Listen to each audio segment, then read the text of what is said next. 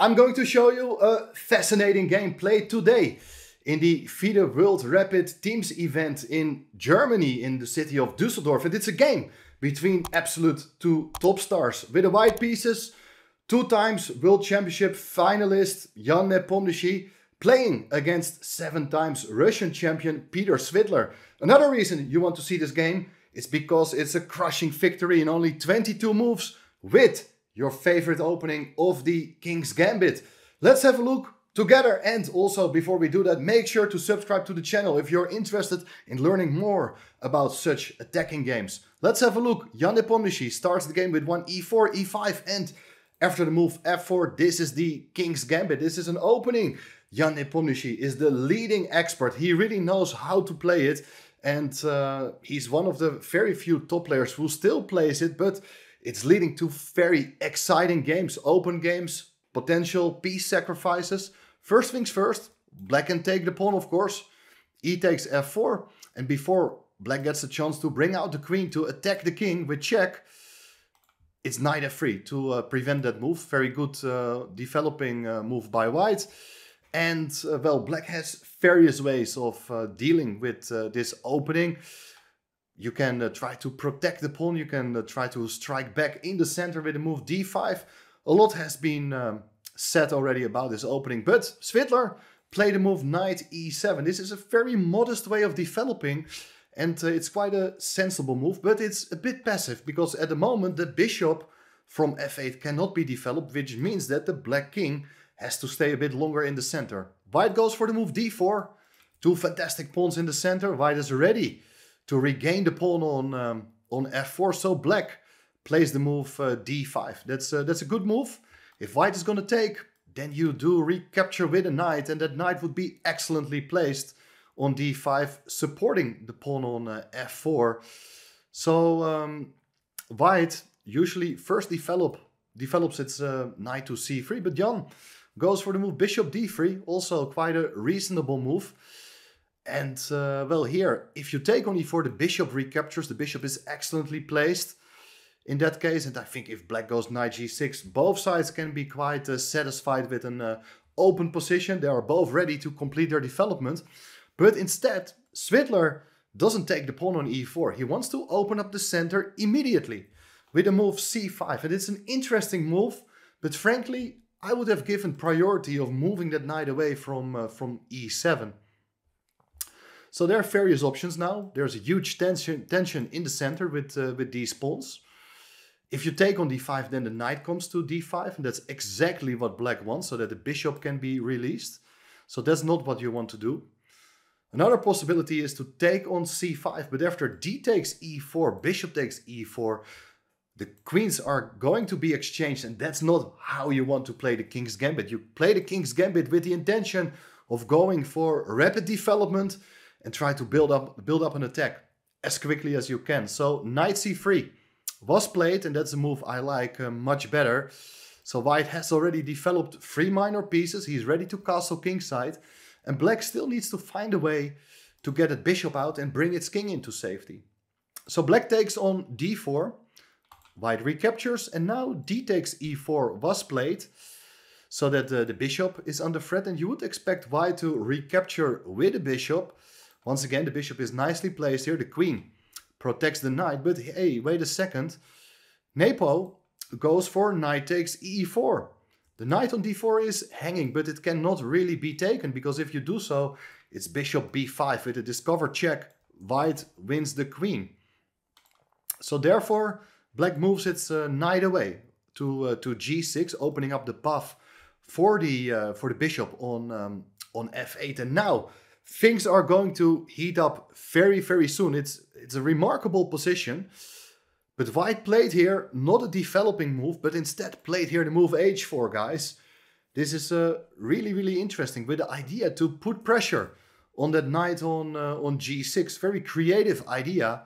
Of course, the knight on d4 can still not be taken because of that discovered check.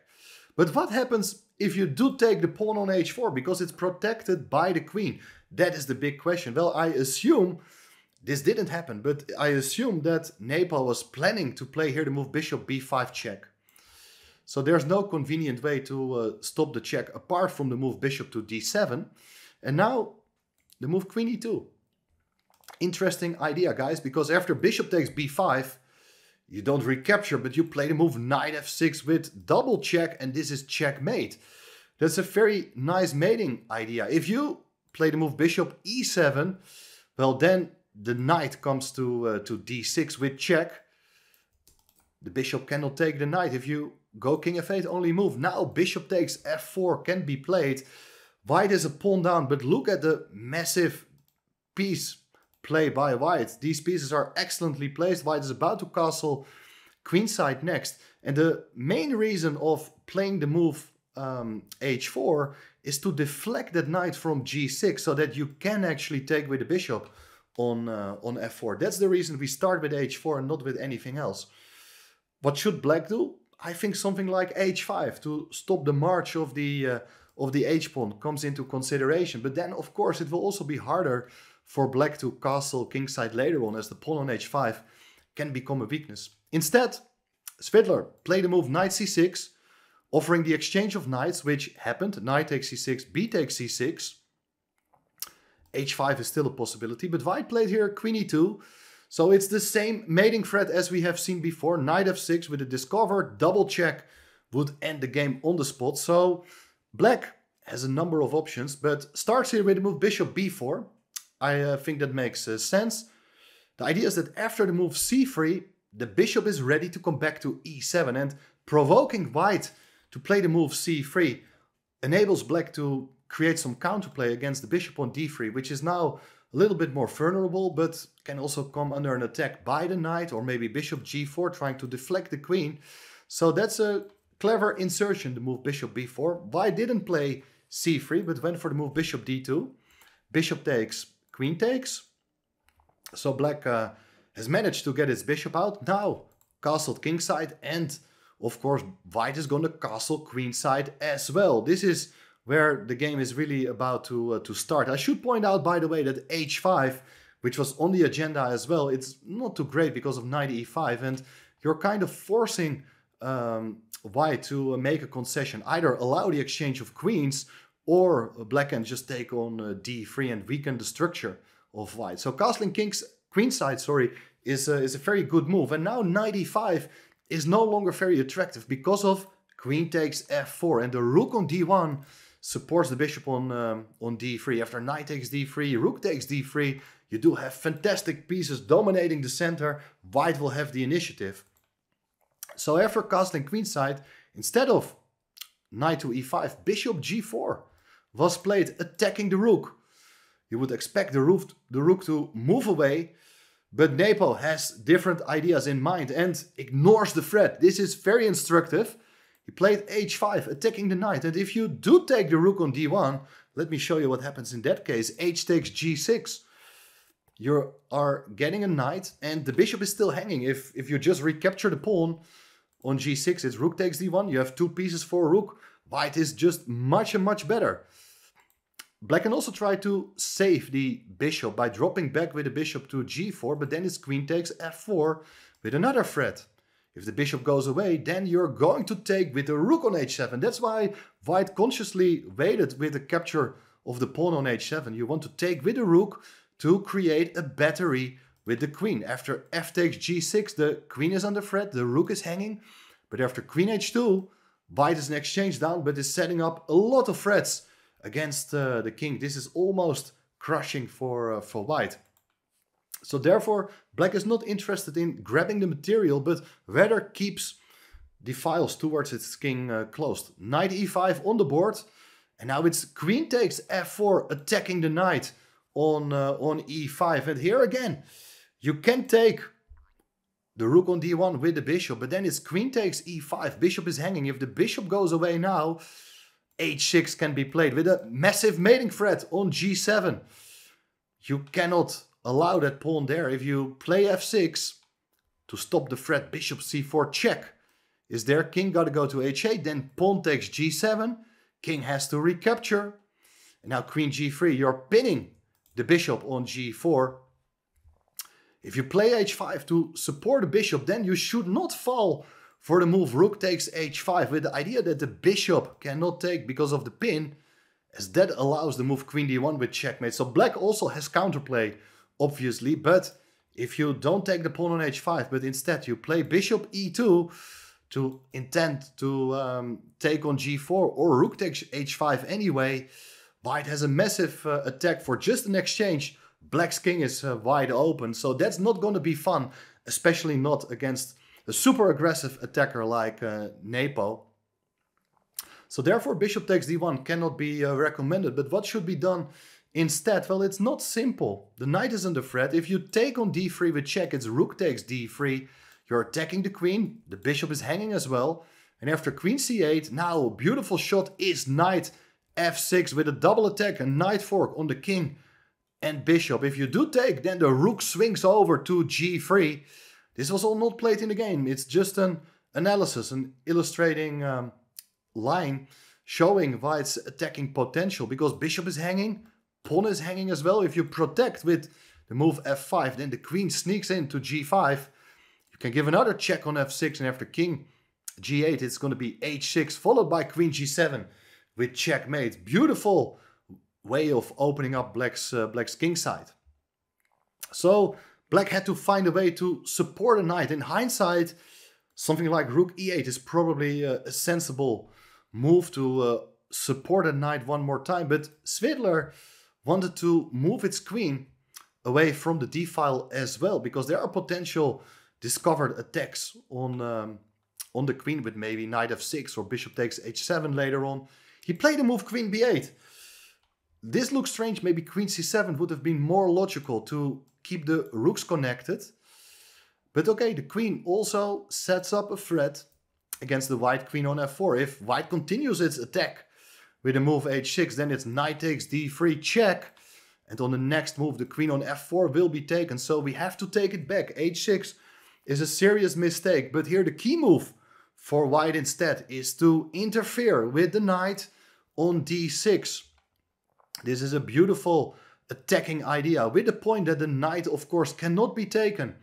It runs into bishop takes h7 with check. Black can take a second minor piece, but after rook takes d6, the queen is gone and white is technically winning. Again, bishop takes d1 is another possibility, but then the knight on e5 can be taken. Bishop is hanging. If bishop goes back, then again we have h6 with a crushing mating attack with a mating threat on g7. But if you go f6, there are ideas with bishop c4 again. We have seen already similar attacking motives in earlier lines. So after knight d6, the knight on e5 is hanging. Black played f6 to support that piece with a pawn. But now the queen comes to e4. This is a very big move, as you're threatening checkmate on h7. This looks absolutely crushing. If you take the knight now, it's queen takes h7. And after king f7, bishop g6 with check. And on the next move, the queen can be captured. That is just game over. Other lines, for instance, if you do take with a knight on d3, then it's rook takes d3. Everything is hanging. The bishop on g4. If the bishop goes away, even queen c4 check is in the air, intending to force the king to go into the corner. And then we have a crushing mating attack. For instance, bishop d7, queen c4, king h8, knight f7.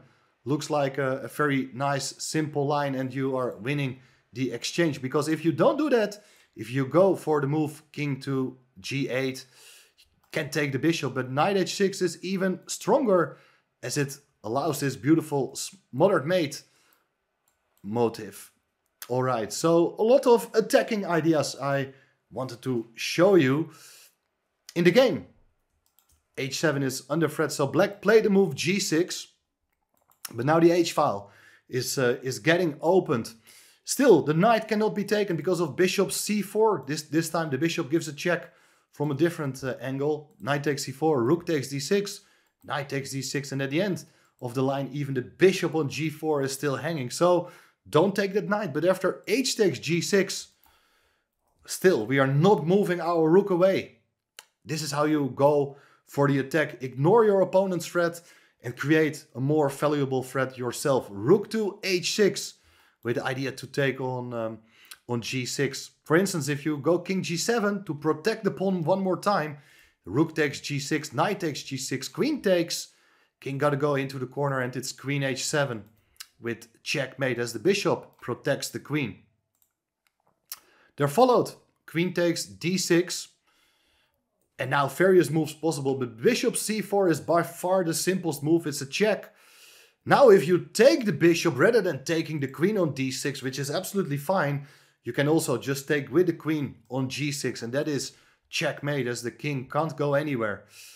In the game after bishop c4, king to g7 was played, and now the queen on d6 can be taken. Rook on h6 is hanging. Even better is to take first on g6 with your rook, because after knight takes g6, rook takes d6, it's absolutely game over. White is having a queen and a pawn versus a rook and knight, but most importantly, white is just having a crushing attack. Everything is hanging. Bishop on g4, the pawn on c6, the black king is wide open. So this is not a serious game any longer. After the move rook takes g6, Peter Svidler just resigned after only 22 moves. That's something you don't see very often at the highest level. But once again, Jan Nepomniachtchi shows how dangerous the King's Gambit is.